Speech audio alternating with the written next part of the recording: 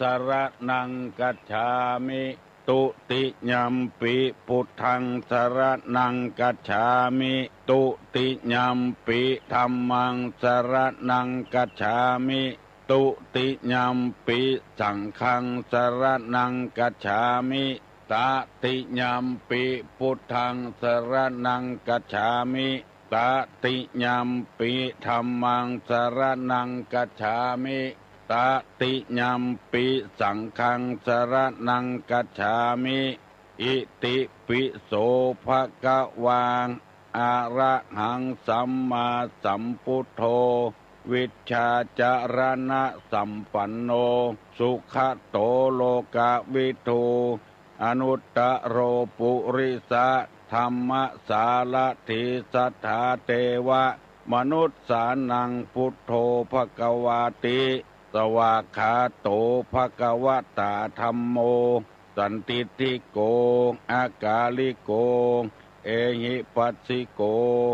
โอปนะยิโกปัจจตังเวทิตาโพวินยูหิติสุปฏิปันโนภควโตสาวกสังโฆอุจุปฏิปันโนภควโตสาวกสังโฆญาญะปฏิปันโนภควโตสาวกสังโฆสามิจิปฏิปันโนภควโตสาวกสังโฆญาติตังจัตตาลิปุริสายุคานิอัฏฐปุริสาปุคลาเอสะภควโตสาวกสังโฆอาหุไนโยปาหุไนโยทักขิไนโยอัญชลิกาลนิโยอนุตตรังปุญญเขตังโลกัสสาติกราบหนึ่งกราบสองกราบสามพี่น้องวงศาคณาญาติทั้งหลายได้ฟังธรรมะกุเจ้าเป็นสิริมงคลกับเนื้อกับตัวกับบ้านกับจองวันนี้จะได้นำเอาสุภาษิตกรรมบักเก่าที่เปิ้นว่าไว้มาเสนอให้พี่น้องทั้งหลายฟังเพื่อเป็นคติเตือนอกเตือนใจคือเฮานั้นอยู่อย่างมีสติควบคุมยุ่มตลอดเวลาบ่ฮื้อเผลอบ่ฮื้อเลอไปที่อื่นที่ไกลปรับปรุงตัวเก่าให้มันดีมันงามขึ้นจะได้เอาพุทธภาษิตเป็นกรรมของพุทธโอวาทในทางพุทธศาสนาที่ว่ากัลยาณกาลีกัลยาณังปาปกาลีจะปาปกังแปลว่าบุคคลทำดีย่อมได้ดีทำชั่วย่อมได้ชั่วมาเสนอพี่น้องทั้งหลายการเสนอนี้ไม่ใช่เป็นการทำลายเป็นการสร้างสรรค์ให้มันดีขึ้นที่เฮาเสนอกันทั่วๆไปนั้นเป็นต้นว่านั่งเล่าขวัญการนั่งติเปิ้นกาอันนั้นมันบ่สร้างสรรค์แต่ถ้าว่าแบบพุทธภาษิตนี่สร้างสรรค์ทำไมถึงว่าทำดีได้ดีทำชั่วได้ชั่วเพราะคนเฮาปรารถนาดีทุกคนความชั่วนี่บ่ปรารถนาบ่ต้องการแต่ที่คนทำไปนั้นก็ต้องการความดีคือดีให้ตัวเองเป็นพระเอกเป็นอย่างมัวแสดงออกไปเพื่อให้ตัวเก่าได้ดีมีชัยชนะไล่ฆ่าไล่ฟันเปิ้นก็ดีนั่งเล่นพายเพื่อได้เงินมาเลี้ยงลูกเลี้ยงเมียอย่างมูนี้เป็นต้นเพื่อหวังความดีแต่ว่าความดีที่ทำนั้นมันทำผิดที่ก็เลยบ่ได้ดีได้ความชั่วไปเหี่ยหวังดีกูคนแต่ถ้าดำเนินตามพุทธภาษิตที่กล่าวมานี้คนเฮาอย่าตั้งหน้าตั้งตาทำแต่ความดีที่คนบ่เดือดร้อนตัวเองก็บ่เดือดร้อนคนอื่นก็บ่เดือดร้อนกฎหมายบ้านเมืองมีอยู่แล้วก็บ่ได้ใจนักถึงวันนี้ที่มันเดือดร้อนกฎหมายออกมาใจกันบ่เบ้อบ่เบอก็เพราะเหตุว่าคนเฮานี่ปาปกาลีจะปาปกังทำชั่วอยู่ตลอดเวลาความชั่วนี่คือสิ่งใดที่ทำให้ตัวเองเดือดร้อนคนอื่นเดือดร้อนอยู่บ่ม่วนบ่สบายใจนั่นคือความชั่วคนผอมก็ดีคนตุ้ยก็ดีคน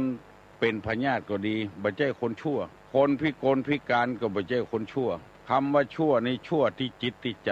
กึดในทางที่ให้ขาดเพราะฉะนั้นพุทธภาษิตบทนี้จึงเสนอมาให้พี่น้องทั้งหลายพากันทำความดีอันใดที่มันจะดีทำอันนั้นอันใดที่มันบ่ดีบ่ทำอันนั้น อันนี้เป็นธรรมชาติที่แน่นอนหว่านพืชเช่นไรย่อมได้ผลเช่นนั้นเฮาต้องการผักกาดหว่านผักกาดต้องการพริกก็หว่านพริกต้องการมะเขือก็หว่านมะเขือก็ได้ผลเช่นนั้นเฮาทำอันใดจะได้อันนั้นอู้กันง่ายๆสมมติว่าปลูกพริกใหญ่แล้วเอาตาพริกแต้ก็ใส่มันก็เป็นพริกแต้เพราะเฮาทำมันปลูกบะโอส้มมันใหญ่เว้ยแล้วเอาบะโอหวานมาทาบกิ่งก็เป็นบะโอหวานเพราะเฮาทำมันทำเช่นไรได้ผลเช่นนั้นถ้าเอาบะทำมาก็ส้มอย่างนั้นบะตันธรรมดาบะตันหวานปลูกบะตันธรรมดาเพราะมันบ่เดือดร้อนเรื่องน้ำเรื่องอากาศและเอาบะตันที่หน่วยใหญ่ๆพุทรานะมาต่อมันก็เป็นพุทราที่หน่วยใหญ่ผลใหญ่ๆเพราะว่าเราเป็นคนทำมันถ้าเฮาบ่ทำมันก็เป็นหน่วยธรรมดาอันนี้เพื่อจะให้เฮาทั้งหลายพากันทำความดีตุลงได้นำธรรมะมาเสนอให้พี่น้องทั้งหลายถึงวันวันนี้จะเอาสิ่งที่อันใดเป็นธรรมอันใดเป็นวินัยในทางศาสนามาเสนอให้พี่น้องทั้งหลายได้รับทราบพระพุทธเจ้าสอนจะใดคือฟังแล้วก็นำไปพินิจพิจารณาอันนอกไปจากนี้บัจใจธรรมบัจใจวินัยของพุทธเจ้าอันใดที่เป็นอย่างอี้นี่บัจใจธรรมบัจใจวินัยจะว่าให้ฟังเนอะมี8ข้อด้วยกัน1เป็นไปเพื่อความกำหนัด2เป็นไปเพื่อประกอบสัตว์ไว้ในภพ3เป็นไปเพื่อสั่งสมกิเลส4เป็นไปเพื่อความมาก5เป็นไปเพื่อความบัสันโดษ6เป็นไปเพื่อความคลุกคลีโดยหมู่คณะ7เป็นไปเพื่อความเกียจคร้าน8เป็นไปเพื่อความเลี้ยงยาก8ข้อนี้บัจใจธรรมบัจใจวินัยของพระพุทธเจ้าบัจใจธรรมบัจใจวินัยของพระพุทธเจ้าจำไว้เนอะธรรมใดเป็นไปเพื่อไม่มีความกำหนัดย้อมใจเป็นไปเพื่อความภาคสัตว์ออกเป็นไปเพื่อไม่สะสมกองกิเลสเป็นไปเพื่อความมักน้อยเป็นไปเพื่อความสันโดษเป็นไปเพื่อความสงัดเป็นไปเพื่อความภาคเพียรเป็นไปเพื่อความเลี้ยงง่ายอันนี้เป็นธรรมเป็นวินัยของพระพุทธเจ้าแล้วตุลุงจะได้ขอเมตตาเวลากับท่านผู้ฟังทั้งหลายอธิบายคือฟังคือมันแจ่มแจ้งเงินแถมน้อยอันใดถูกอันใดผิดกันแน่เฮายังสงสัยกันอยู่ถึงวันนี้เพื่อบังเอิญพี่น้องทั้งหลายได้มีความสงสัยข้อหนึ่งว่าเป็นไปเพื่อความกำหนัดอันนี้บัจใจธรรมบัจใจวินัยของพระพุทธเจ้าความกำหนัดความใคร่ความอยากความยินดีเช่นว่าตาไปหันหูปใครได้ละอันนี้คือความกำหนัดยินดีในหูปที่เขาหันจะเป็นคนหันคนก็ตามตาคนอันนี้ไปหันใส่งวงหันควายมันตุ้ยใครกินใครลาบอันนี้ก็เป็นความกำหนัดย้อมใจเหมือนกันหมดไปหันใส่สร้อยใส่คอไปหันวิทยุไปหันโทรทัศน์มีความต้องการอย่างอี้นี่บัจใจธรรมบัจใจวินัยของพุทธเจ้าตาหันใครได้ต้องไม่ใครกินนี่บัจใจธรรมบัจใจวินัยพระพุทธเจ้าบ่ได้สอนอย่างอี้และสอนอย่างไรสอนให้สำรวมสอนให้สำรวมนักการเมืองที่ร่ำรวยมั่งมีสีสุขนั้นเขาจะว่าไปว่ามาก็ยังบ่ได้ปฏิบัติตามหลักธรรมคำสอนพระพุทธเจ้าด้วยไปหันตี้ว่างๆก็เลยไปเอามาเป็นของตัวเนี่ยซื้อถูกพ่องแปงพ่องเอารวมกันจาก10ให้เป็น20ให้เป็น100ให้เป็น1,000ให้หมายเอาไว้ล้อมเอาไว้เนี่ยปลูกอย่างก็ปลูกเนี่ยอย่างก็มาเนี่ยแล้วสร้างความเดือดร้อนในภัยคนที่บ่มีที่อยู่ที่กินเพื่อนจะเอาไปจัดสรรให้คนมีที่อยู่ที่กินเนี่ยก็ยังจะดีกว่าล้อมไว้บดายมั่งมีสีสุขอยู่หั่นแล้วมีความกำหนัดอยากจะได้ที่ดินให้มันนักขึ้นอยากจะได้ตำแหน่งให้มันสูงขึ้นอยากให้เป็นสมาชิกสภาผู้แทนราษฎรเป็นสสพอไปเป็นแล้วอยากจะเป็นรัฐมนตรีอยากจะไปเป็นเลขาอยากเป็นที่ปรึกษาของรัฐมนตรีอยากทั้งนั้นอันนี้เรียกว่าความกำหนัดย้อมใจหูได้ยินเสียงม่วนไพเราะมีความต้องการขึ้นอันนี้หมายความว่าสิ่งที่ทำให้เดือดร้อนอย่างตาไปหันทุเจ้าที่บดีตาไปหันทุเจ้าที่ดีห หูไปได้ยินธรรมะหมู่นี้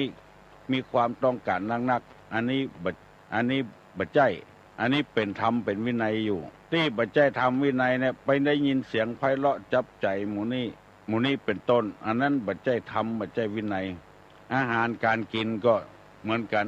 พอใจในรสในสิ่งเหล่านั้นก็เป็นความกำหนัดย่อมใจบัจใจคำสอนของพุทธเจ้าคำสอนพุทธเจ้านี่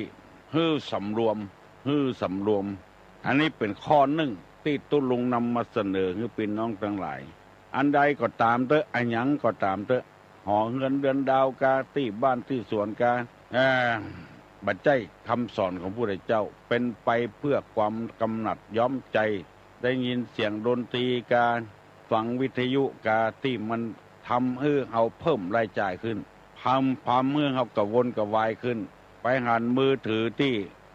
มันแปลงขึ้นกับเปลี่ยนอันเก่าไปเอาอันใหม่หันลดเครื่องลดอะไรอย่างก็เปลี่ยนอันเก่าอันใหม่นี่บัจจัยคำสอนพระพุทธเจ้าคำสอนของพระพุทธเจ้าแต่นี่บัมีความกำหนัดย้อมใจ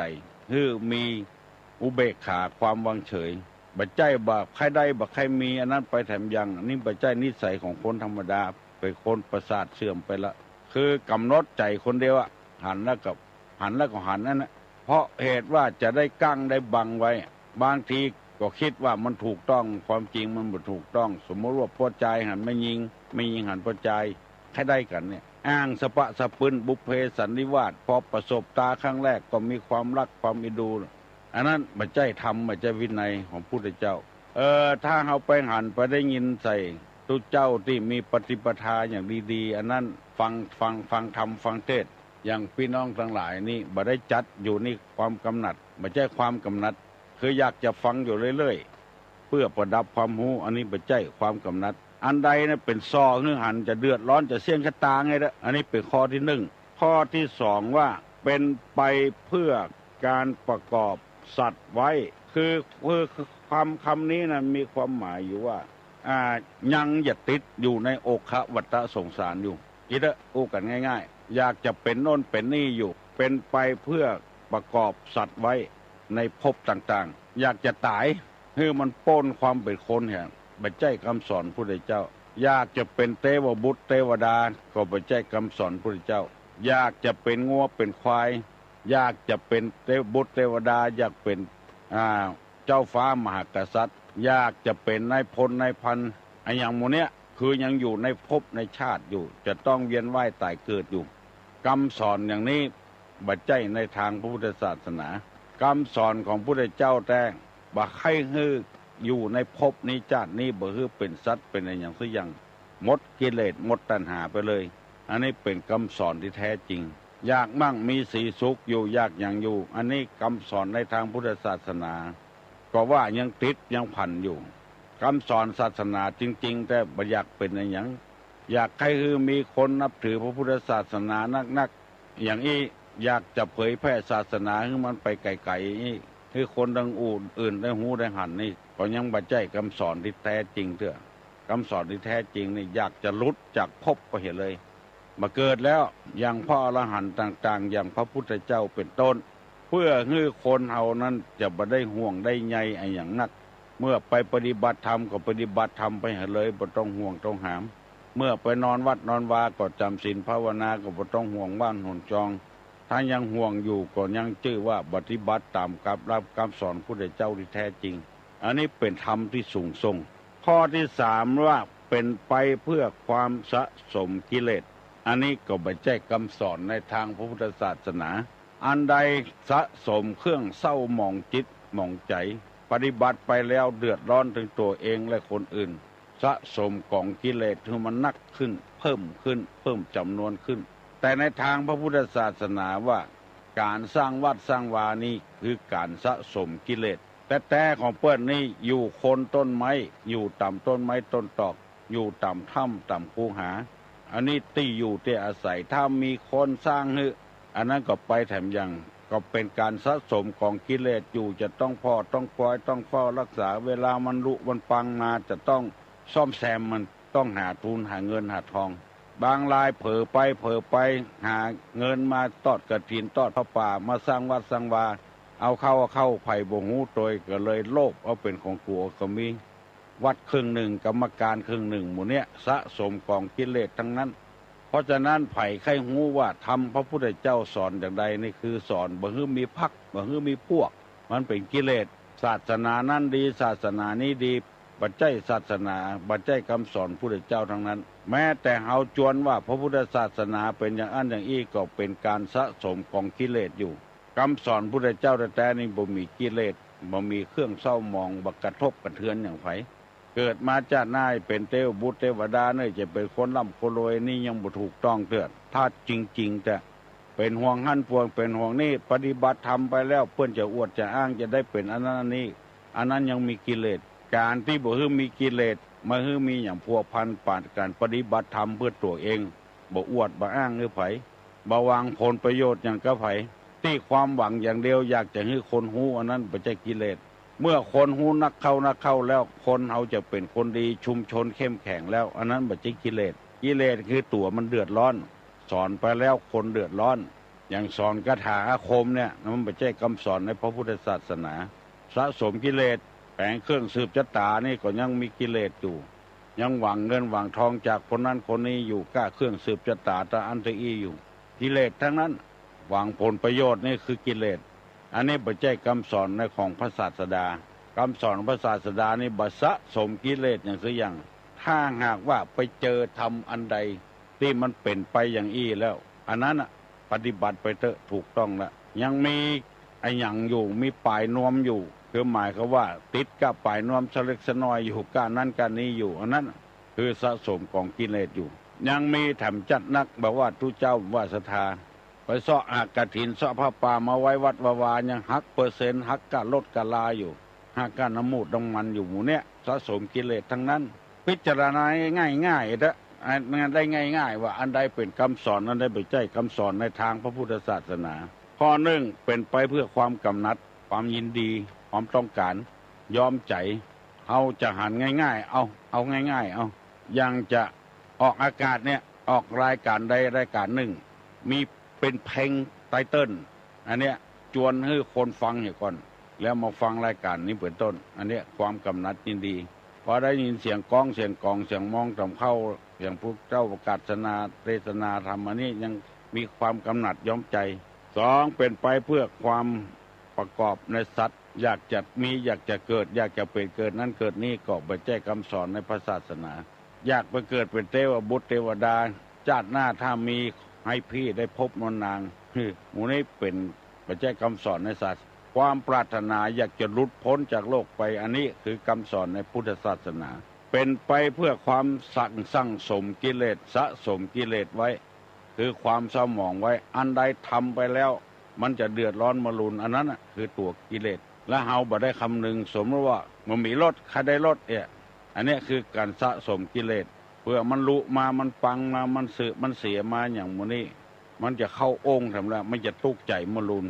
ใครได้มือถือด้วยเปิ้นพอได้มาแล้วก็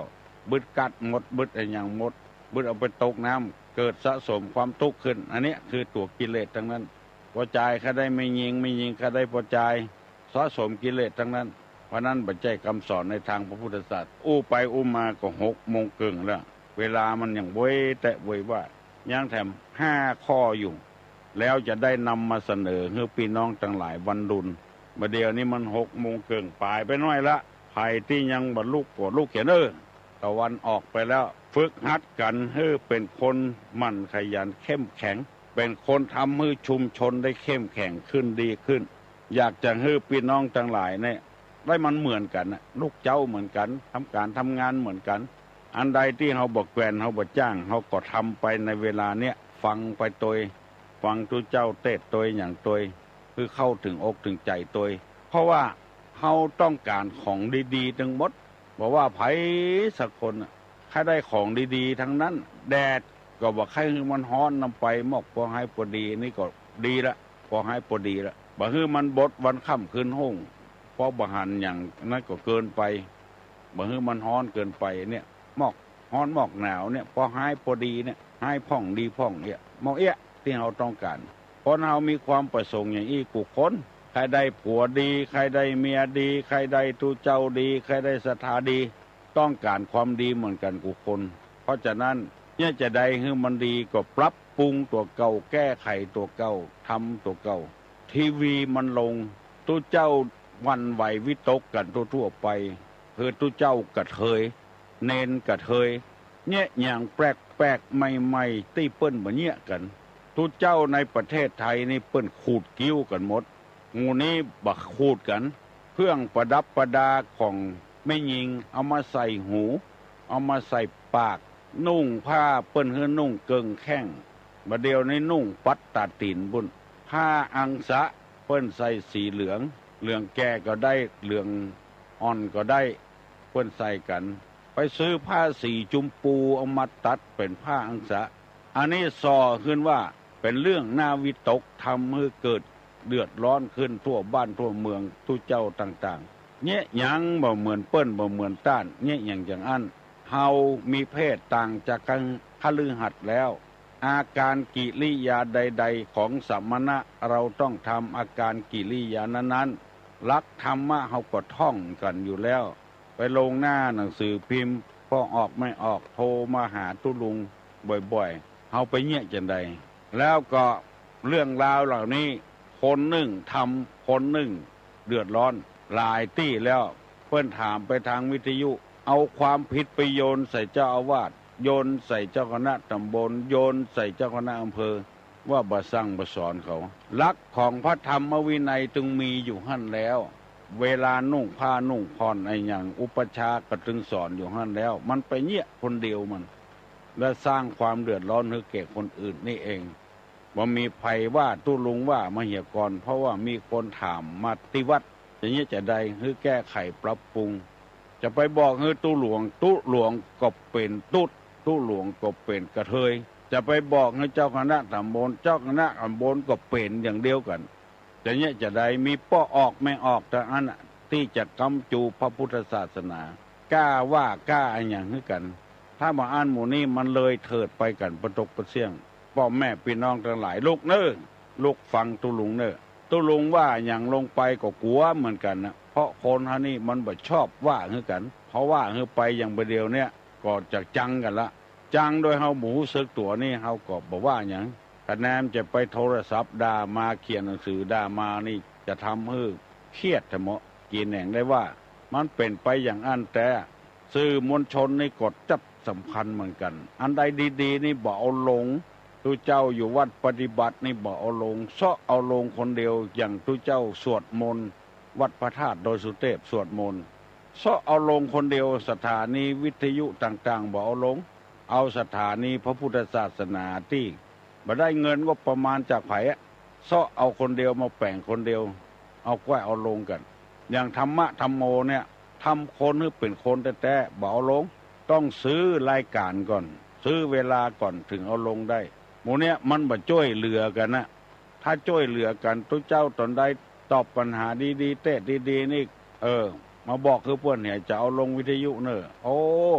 จะทำมือคนเป็นคนดีขึ้นนักอันนี้ไปถ่ายเอาหูปไปถ่ายเอาสื่ออย่างหูอันที่บดีบดักเอาไปลงเพื่อ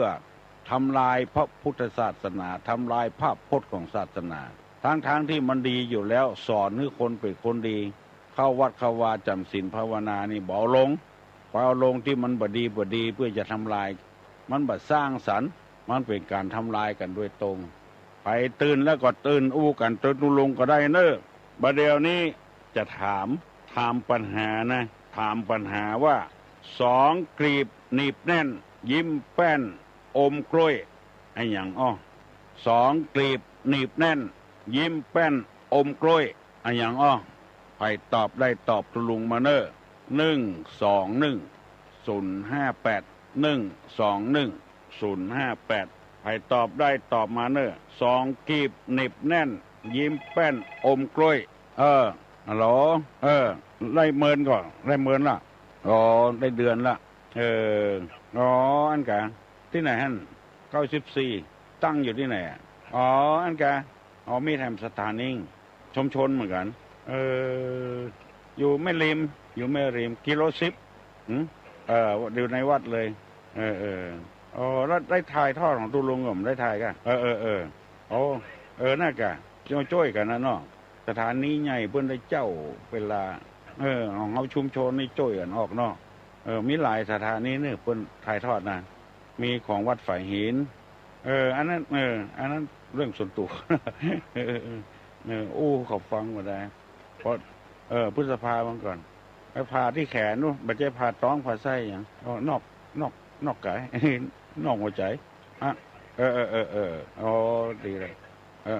โอ้ยินดีเนอะขอช่วยการสืบสานพระพุทธศาสนาวันได้เถอะกันนึกว่าโทรมาตอบปัญหาครับวันยินดีเนอะพยายามถ่ายทอดเนอะโชคดีโอ้ดีละขอบคุณตัวใครตอบได้ตอบมาเนอะ2 ปีบหนีบแน่นยิ้มแป้นนออมกล้วยฮัลโหลหาเนี่ยไม่ติดตีเข้าอ่ะใช่อันนั้นอมเข้าหรืออันนี้อมกล้วยอ่ะอมกล้วยไทยอ่ะอย่างยิ้มแป้นอมกล้วยอ่ะได้กะเนาะนี่คนอื่นขึ้นเนาะยินดีเนอะ2 กีบหนีบแน่นยิ้มแป้นอมกล้วยมันจะยากไหมกะหาตอบมาได้ก็เป็นอย่างเนอะหูบเท่ากับบอกถอกเท่ากับดงฮัลโหลเจ้าถามแหละฉะนั้นไหว้พระภูมิเจ้าตีอย่างนี้นะเป็นจุดถูกกันถ้าอย่างอี้นี่ถามพนันจูเรื่องแล้วพนันจูนี่เบอร์อย่างเบอร์พนันจูละอ่อนเขาเขียนไว้นะแต่ตุลุงบ่ได้เอาออกไปสักกรรมนะนี่ใจดีฮะเขาก็บอกหูเห็นไหมเนี่ยกันเดียวพนันเพิ่นนึงฟังกันเดียวเพิ่นอย่าบอกมาคนเดียวเจ้ารอประทับไปไหนเด้อเนอะถ้าไปไหนเด้อพนันเพิ่นฟังตุลุงถึงวันน่ะกันเดียวเพิ่นจะโทรมาคนเดียวเจ้าขอบพระคุณเจ้าตรงนี้เนอะหูบเท่ากับบอกถอกเท่ากับดงอะไรอย่างฮัลโหลขอนมัสการเจ้าน้องป๊อบแหละเจ้าอันตอบอันใดอันก่อนอันล้นอันก่อนเจ้าอะไรอย่างพี่เปิ่นมีกล้วยขายมันก็เจ้ามันแต่ว่าจะได้มันถูกกว่าหาที่เปิ้นหนีบกล้วยขายหา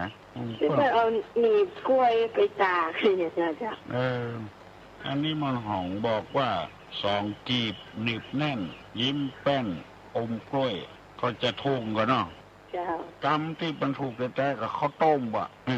ข้าวต้มมัดข้าวต้มกล้วยนะก็ถูกเนาะที่เป็นยินดีเนอะน้องป้อมเนอะยินดีเนอะถูกปลาแรดถูกมหาบดีเนี่ยมาถูกแต่หรออันที่2จองคนไทยว่าร่มปลาแกเนาะนี่ใจอ่ะฮะอบตอบตเสียงเหมือนกันนะครับถูกแล้วนะเจ้ากับนมัสการโชคดีถูกต้องแล้วหูบเต้าก็บอกถอกเต้ากระด้งคือร่มคือจ้องป้นหนานป้นหนานจูขอโทรมาหาตุลุงกันมาเพิ่นแค่ได้เบอร์ป้นหนานจูจุดธูปจุดเทียนอย่างกับอันศาลพ่อภูมิเจ้าตี้จุดกี่ดอกรวดบอกมาก็ได้บ่ต้องบอกเบอร์โทรศัพท์ก็ได้ไผป้นหนานจูบ่ได้ฟังก็ไผที่อยู่บ้านป้นหนานจูบอกมากำเนิดก้นมันจีฟ้าเอาหน้าไถดินอย่างก้นมันจีฟ้าเอาหน้าไถขี้ดินอย่างฝ่ายตอบได้ตอบมาเนอะ1211058ฮัลโหลนมัสการเจ้าแม่อินลอยไปแจกกับเจ้าฮะ แม่อินลอยแจกกับเจ้าจัดเลยนะถูกแล้วเนาะไม่แก้วเนาะเจ้าหอยเนาะเจ้าถูกแล้วเนาะถูกต้องละแม่นั่นแมงอีหลอยหอยโอนชีฟ้าหน้าทะเลลงดินเป็นหอยอันในข้าวบนไหวอีโลญาติเท่าผมอ่อยมันเก็บเอาหอยบะจังบะยั้งเนี่ยตอนเดียวก็สืบแถมฮัลโหลไว้สาเจ้าหันมาพอถามน้องป้อมเลยตุลุงเนอะ7 กับ 1เป็นเท่าไหร่อัน7 กับ 1เป็นเท่าใดแล้วก่อนเป็นปัญหาเช้านะตุลุงเนอะขอถามน้องป้อมครับ7 กับ 1ครับเป็นเท่าใดครับขอบคุณครับ น้องป๊อบตอบมาเนอะ7 กับ 1เป็นเท่าใดถามเฉพาะน้องป๊อบคุณเว้ยคนอื่นตอบมาได้ฮัลโหลคุณลุงเจ้าขอเบอร์โทรปนจูนะเจ้านั่นนะ121เจ้ากำเดียวกันเนอะกำเดียวกันเนอะปนานจู121กันเดียวเพราะไปแจ้งของปนานจูก็121เนี่ยของผู้ลุงอย่าฮะดูเนี่ยพอเขียนมาก็มั้ง212เจ้า212 573โหมัน053นะเจ้าโหมนะแม่นะเบอร์บ้านนะลืมไปพอหนูมาตั้งแต่ตรงนี้นี่เจ้าแลจ้ะเจ้าแลกันจดเอาไว้กันที่ลุงบอกไว้แล้วไงจดไว้212จ้ะ573ยินดีเนอะเจ้าเก่งเลยจะพยายามมือหายเว้ยไม่ออกที่ถามมาเนอะของปนานจู121 573เนอะโทรไปอู้กันคนเดียวเถอะอันเรื่องอันศาลพ่อภูมิจะตุลุงบัดได้เฮียนมาต้องหมองหูสักอย่างฮัลโหลนมัสการเจ้าน้องป๊อบเหรอเจ้า7มันกราฟ1มันก็เจ้า1มันแถบ7มันก็เจ้าเพิ่นถามว่า7กับ1กับ7เป็นเท่าใดน้องป๊อบตอบว่า1มันกราฟ7มันก็เจ้า7 กับ 1เป็นเท่าใดน้องป๊อบตอบว่าเป็น1 กับ 7ที่มันปิ้นกันนะเจ้าถูกหมู่น้อง71 1 กับ 77 กับ 1 7 กับ 1เป็น71มันมีโปรโมเตอร์เฮ้ยแล้วท่านตาอู้ว่ากุญแจห้องน้องเนี่ยเจ้าตาอู้กุญแจห้องน้องเนี่ยเจ้ามันเข้ามาในโทรศัพท์เจ้าก็เรียกว่าโปรโมเตอร์สอนมวยให้กันนี่7 กับ 1เป็น71น้องแต่ว่าเป็น1 กับ 7เจ้ากันได้จะถามเจ้าของปัญหาเนอะถูกหัวยินดีเนอะน้องป้อมเนอะหรอลูกเจ้ากับวันนี้ลูกตามคำถามที่มันไม่มีกล้วยเลยจ้ะอันอย่างยินดีเนอะเจริญพรแม่ออกที่ถามเบอร์ของป้นานจูนะขอจดไว้คำเนอะใครก็จ้างแต่ถ้าใครสงสัยเรื่องกับศาลพ่อภูมิศาลเจ้าตี้นี่212 573ฮัลโหลเจ้าไวสาเจ้าป้นานแหละมันบัดตันเขานั่นเนาะยังเป็นว่านั่นนะบัดตันเขาเพื่อนถามว่าไหวศาลพ่อภูมิทูบกี่ดอกเทียนกี่เล่มไม่หยามพ่องว่ะกับเดี๋ยวเพื่อนจะโทรไปกันน้องบอกเบอร์โทรเพื่อนละโทรก่อน121ถูกแล้วเจ้า121 573นะครับแล้วก็มือถือมือถือเนี่ยดีมันติดตัวหรอมือถือเนี่ยจะเรียก06ค่ะเจ้า06มีมือถือทำกรรมกันเรียกกันจะจดไว้ไอ้ละไว้ตำเนี่ยคำนี้นะ06 586 97 03วันนั้นจูนี่ดาราเนี่ยคนใดก็ต้องการก็เอาตามทุกลุงสั่งสอนมานะครับช่วยเปิ้ลให้ช่วยเปิ้ลเถอะก็เขาจะได้บุญได้กุศลอย่างทุลุงนั่นแหละก็จะเอาอย่างนั้นปฏิบัติตามเป็นลูกศิษย์ลูกหาหรอปฏิบัติตามทุลุงไปถึงไปไหนไปบอกเขาอ่ะปนานยังไม่เคยบอกฟังท่านทุลุงทองเถอะท่านทุลุงทองปัญญาอย่างไรเขาจะทำตามเอาเตะคนใดได้ทำตามมาตกน้ำมาไหลตกไฟว่าไหม้เนาะปฏิปทาทำตามปฏิปทาเดี๋ยวนี้ลูกศิษย์ของตุลุงนี่หลายคนเลยต้องดีใจแต่ที่เขาบอกมาแล้วเขาอู้กับตุลุงมาน่ะฟังอีกตึงวันนะเพื่อนบอกว่าใครจะฟังตุลุงมาเป็นนั่นเนี่ยยังมาเปิงใจอายุ30-40สร้างวัดไว้เป็นวัดลูกศิษย์ตุลุงเอายังไปไหนเพียงไหนเขาไปกันละ ก็เขาปฏิบัติตามเขาไปโดยหรอกปฏิปทาแล้วเพิ่นก็มีแรงกล้าโดยเพิ่นก็ได้ทำเอาเป็นรักก็เอาเป็นรักโอ้ถ้าใครได้ทำอย่างนี้ต้องจัดเสียทุกเจ้าเมืองฮอดมาอยู่ตัวนะมันเอาปฏิปทาไปใจสั่งที่เพื่อนตานั่นเนาะสั่งคาถานี่นะสั่งเรื่องสั่งอย่างเนี้ยตอนกลางวัดตุลุงนี่เก็บไว้หรอกเก็บไว้ถึงวันเกิดมาทำมัจฉาพาโชคเนี่ยอันไหน5 บาทถังแกนก็5 บาทไฟฉายก็5 บาททุกเจ้ามึงฮอดมาแต่ว่ามันดำหัวมันเนี่ยอย่างตุลุงเนี่ยนะได้เงินไป2-3 หมื่นบุญเอาเนี่ยไปใจรวมว่าไปฮับตานอย่างมาคนจะมารวมกัน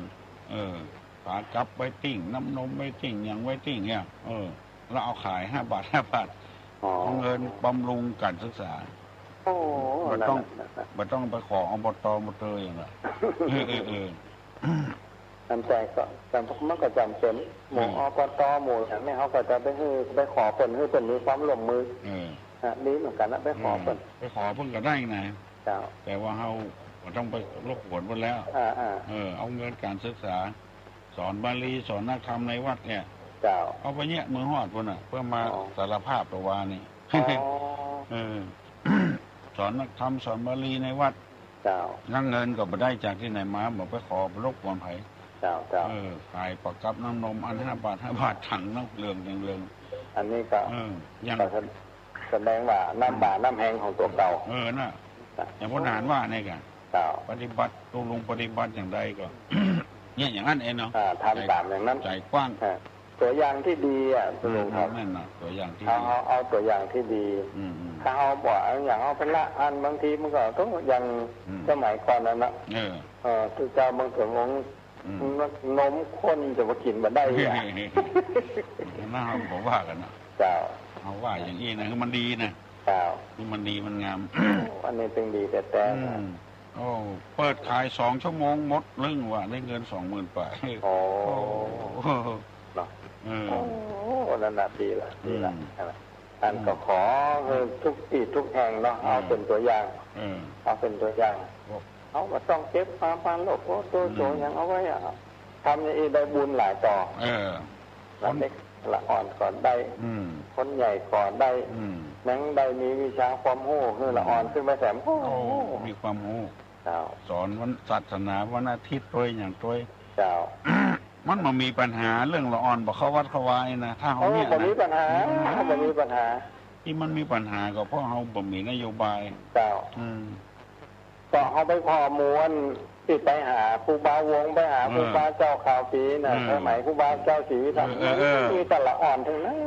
มันได้เรียกร้องเนาะมันได้เรียกร้องไปคนเดียวคนดึงเข้าไปฮะเจ้าบางสาได้ยินดีทุกดีภายที่ให้ได้เบอร์ป้อนานก็จำไว้เนอะดังที่กล่าวมาตะกี้ปรึกษาหรือเปิ้นเรื่องสารเจ้าตี้พระภูมิมาอย่างเปิ้นหูบ่ละแล้วก็เปิ้นจะได้อธิบายให้ถ้ามาอธิบายในสถานีวิทยุนี่มันจะเจาะตะอ่านฝืนตามเตียนตะอ่านเล่มมันจะฮัลโหลไอ้สาจ้อตึงจ้าน้องพิสมัยน้องป๊อบตอบไปได้ที่พี่สมัยตอบแทนกันแล้วกันที่7 บวก 1กับ1 7มี7มันกลับไป1ก็เหลือ6เจ้ามันกลับไปเหี่ย1มันกลับไปเหี่ย1เหลือ6เจ้าเหลือ6เนาะน้องป๊อบตอบบ่ได้สักคำก็เป็นอย่างเมืองเจ้าเหมือนกันช่วยกันได้เจ้าพี่พิสมัยตอบแทนเหี่ยเจ้ามา7แล้วมันกลับไปเหี่ย6กลับไปเหี่ย1เหลือ6 7กับ1เหลือ6เจ้าถูกต้องบ่ถูกต้องแน่นอนได้ยินจังปุ้นเลยกันได้ยินตัง96เลยกันได้ยินแหละคนที่ถามแต่ที่น้องคุ้นเสียงอยู่หูจักอยู่อีกเนาะหูจักอยู่ลุงซื้อตุลุงนะจ้าบ้านเหมือนตุลุงตอบเจ้าปัญหาเช่าอีเนาะปัญหาเช่าเจ้ายินดีเนอะต้นไอ้หยังบ่ชอบไปก่อนบ่ชอบไปก่อนต้นไอ้หยังบ่ชอบนำหน้าบ่ชอบไปก่อนไผตอบได้ตอบมาเนอะน้อง อามน้องพิมพ์น้องบิวน้องโก้ฮัลโหลสวัสดีครับสวัสดีตุ้งลุงนะก็เคยถามปัญหาแต่จะทำสักข้อกะครับสักข้อนี้ได้กะเอาจะถามว่าถามมาก็ได้นะถามไปก็ได้ครับทุกขะทุกโขกทุกในโลกสงสารยังครับทุกขะทุกโขกทุกในโลกสงสารสงสารครับบ่ใช่สงเหรอเป็นสงสารอันทำเหมาะครับทุกขะทุกขะทุกขะทุกโขกทุกโขกทุกในโลกสงสารทุกในโลกสงสารอันอย่างเอกครับที่ไหนหาไม่แจ่มนะไม่แจ่มเนาะไผ่ตอบได้หาทุกขะทุกโขกทุกในโลกสงสารไผ่ตอบได้หาทุกขะทุกโขกทุกในโลกสงสารไผ่ตอบได้หาฟื้นเอากรรมเก่ามาอู้เนอะฮัลโหลทุกขะนี่ตุกอย่างมาตอบปัญหาก็ไม่ใช่เจ้าก็ประเด็นนี้มาได้ออกอากาศนี่หลังไว้หรอมันออกอากาศอยู่มัน7 โมงละเปิ้นบะทายละนั่นละเปิ้นบะทายละอันนี้ถามว่าท่านจะไปโรงพยาบาลแล้วท่านจะปนผมอะไรจ้ะจะปนผมอะไรจะขอเมตตาขอผมมาเอาได้ตลอดเขาแก้ไว้ละวันวิสาขะอันเช้าแก้ไว้หมูกี่ปีละเอาใส่ผ้าแจกหลายเตื้อละเป็นผ้าก็มีเป็นผมธรรมดาก็มีต้องมีเนาะมีอยู่ถ้าไปวันใดนะก็จะเอาผ้าไปบริจาคลวดเอาเลยนะลวดมาเอาเลยตรงนี้ท่านพร้อมมาเนาะเกษาทุกลุงนะเจ้ามีถ้าบอกถ้าสมมติบอกว่าตุ้ลุงอย่างเงี้ยนะเจ้าถ้าบอกว่าตุ้ลุงอย่างเงี้ยบนทุกเจ้าในวิหารต้องมีมาถามมันไม่มีในวิหารนั่นนะเขาเก็บไว้ในผ้าอบมันนะใครได้ผมทุลุงทั้งน้อยนะเขาต้องเอาหื้อในผ้าอบมันในวิหารนะเจ้าไม่ได้ขออุปกรณ์ตุ้ลุงก็จะเป็นอย่างนั้นเป็นหมอบนรับรองเนาะหมอรับรองมาทักหัวรับรองเนาะเข้าอุ่นอกอุ่นใจเอาเข้าคอมพิวเตอร์ฮะซึ่งวันนี้นะก็ได้ฟังตุ้ลุงคนได้ก็ดีใจนั่นแหละที่ใส่ประกาศไปเรื่อยๆป้าที่ไหนก็ไปวันนั้นไปก็นั้นให้กระต้มก่อนนี่เนาะไปหมูญาติพี่น้องบางคนก็ไปเคยหูเคยได้ยินเตอร์นะใครหูใครรู้กูได้ใครหูทำโมไปคนเตอร์ปัญหาปะเก้าปะเกี้ยอย่างนี้ไปไปโทรไปถามบนมันม้วนคนนี้เดี๋ยวฟังเลยดีใจเลย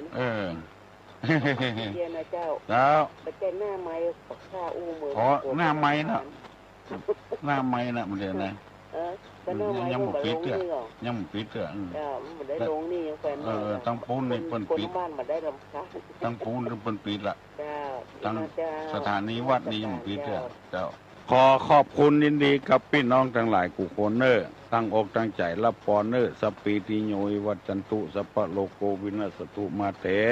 ภวะตวนตะลาโยสุขีติคายุโกภวะอภิวาทนาสีนิสานิจังอุทาปจายิโนจตารโลธรรมาวัฏันติอายุวันโนสุขังปลัง